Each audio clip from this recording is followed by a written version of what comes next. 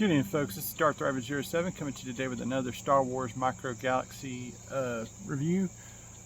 I went to vacation in Florida, found Yoda Starfighter a couple of times, but it's not the Yoda Starfighter I'm reviewing today.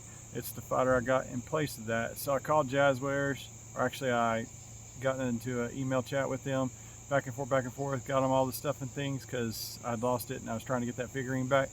But in essence, there was one figure in particular, or not figure, but one ship everybody's reluctant to buy or purchase. Sits on the shelf, ties up a lot of space, is a perfect example of a shelf warmer that Walmart still is reluctant to get rid of so that the other series of stuff can come in. So I had them send me the Asajj Ventress Ginivex Fighter, and we're getting ready to take and turn it up onto the review table.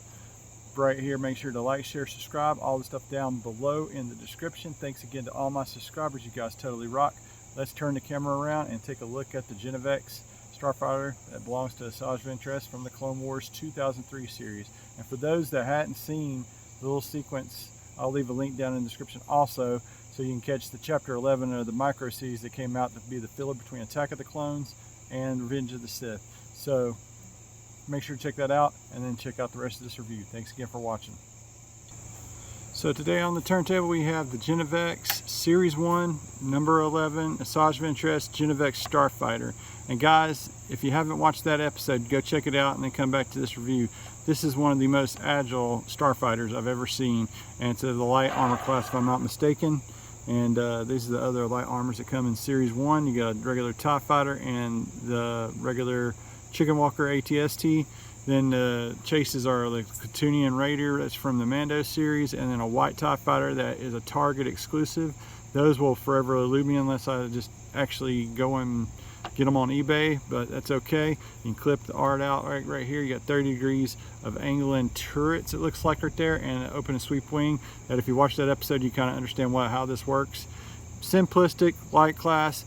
It sounds like a TIE Fighter in the show, the little chase that they do between Anakin's Jedi Starfighter and the Clone Wars 2003 series.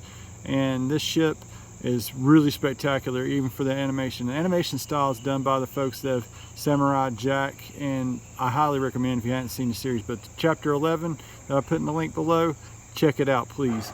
And then, so now we're going to take a closer look. You can see the figurine in there. She's got her lightsabers out, and being an earlier bit, they wasn't really sure how to do all this. I think it's a nice little happy it's a happy Queen Medinka. She's got both their lightsabers there, and the figurines are highly detailed. Let's crack this thing open, take a look at the backdrop and the ship and this figurine. Thanks again for watching. First off, right the blister bubble out of this packaging, I want to point out this very little missing thing from a lot of other ships. There goes the figurine. Is this flight stand for this awesome little fighter ship. It'd be kind of dorky to have it like sitting down on the ground flat, because I mean it does like this, but it's in flight kind of thing. There's the opening wings, if I can get to come open. These angle like it, boom, and you see her flying around like this most of the time, like just tearing it up like crazy. But she's like in this little pod racer of a light armored star class fighter. And so it doesn't matter if she's got the wings closed to go into hyperspace, she's still got guns that are ready to sit there, ready to tear it up, and does all kinds of crazy flips and stuff, and is really, really awesome. You got some, this thing could use some black wash, I guess, because not all Star Wars ships are clean, and that's part of the appeal of why I love the Star Wars series, because they tend to get real and get dirty. You got some nice detailing of the thrusters back here in the back. Oh shoot, there we go, focus up, there it is, boom. And this thing is so agile in that scene. I like this ship. This thing is really, really awesome. Let's go ahead and see if we can get this thing placed in its, oh yeah, it's got the little knobs, so then you can get it onto the stand and park it right there, and that's how it'll be on your display. And it comes with this nice little backdrop of a vulture droid and an asteroid belt. And it didn't do this inside the show, so I'm just not too familiar with Clone Wars. There was actually a sequence where she took that ship and went flying through the asteroid belt, what have you. And then this is looks like Obi-Wan's Starfighter with his droid with the hyperspace ring, and cross cell is right built into the box art and I don't know if it's Geonosis or whatever locale that is. You can comment below if you know where that's at. But I didn't really follow Clone Wars like I ought to have or should have. That was more my son's series, and he knows that stuff like the back of his hand.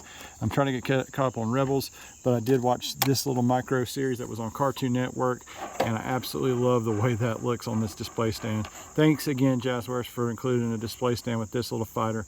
Now, the only thing that this one doesn't got that I don't see right off bat is any kind of like landing gear, because you really don't see it land. So I want to say that it's got to get down the ground somehow, but this cockpit opens up nicely right here. I said it did. There it goes.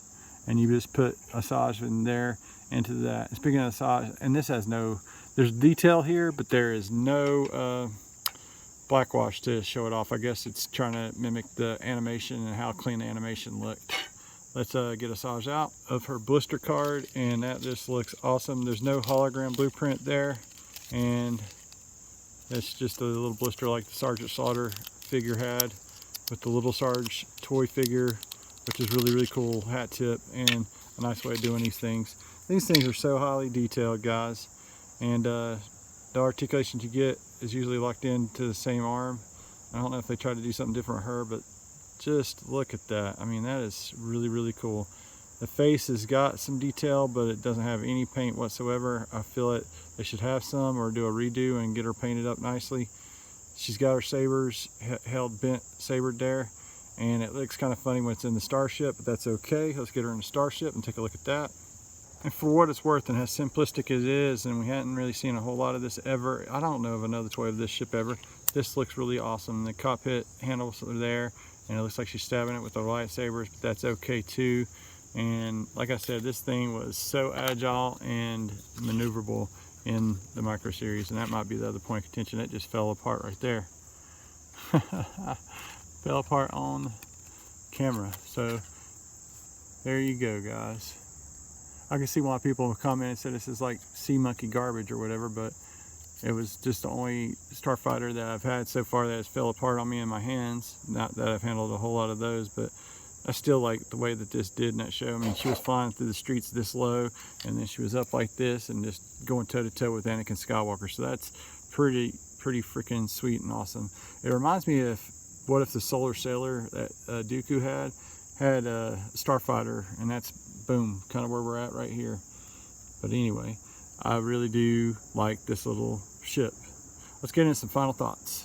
Some final thoughts on this. At the low cost of free, I really do like this fighter even more, especially.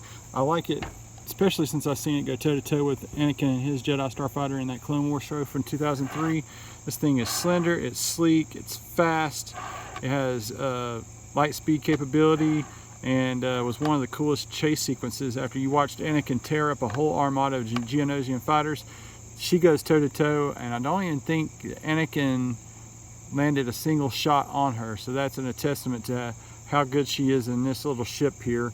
Don't know if it was a happy mistake when they made the micro series by the guy that did Samurai Jack back in 2003 to be a filler between Attack of the Clones and Revenge of the Sith, but this show was awesome little burst of Star Wars. If you ever watched it, they're like little 3-minute chapters, and you put them all together like the whole series, and it's like a 2-hour long animated movie of the Clone Wars, and done in the style of Samurai Jack. I highly recommend you watch that if you hadn't caught it yet. And that's going to about do it for Asajj Ventress's Ginivex fighter. This is a shelf warmer. They need to get this thing off the shelves. They need to be better about that. Distribution's already been wonky and sucky, and people is trying to collect these micro galaxy figures. I mean, this is just a pain. Launch edition should tell you that it should be off the shelves by now. It should not even be as an option to like replace something whenever you get in contact with Jazzwares. There was that and 2 other ones, and I think it was like TIE Fighter and a Walker, and I was like, no, I'll go ahead and get the Ginivex Starfighter. It's actually better than a TIE. It's actually better than a ATST, and or they could have been really sweethearts and sent those hard to get chases that everybody's paying a whole lot for. I've already talked a lot about this. I hope you guys enjoyed the review. Make sure to like, share, subscribe, all down in the description below. Thank you again, like I said, to my subscribers. And that's going to wrap it up for the Ginivex Starfighter from the Micro Galaxy Squadron Star Wars series. Highly recommend these ships, guys. They're highly detailed and highly collectible and friendly to your shelf space. And for folks that don't got a lot of space, this is the option to go. Take care. May the Force be with you guys always.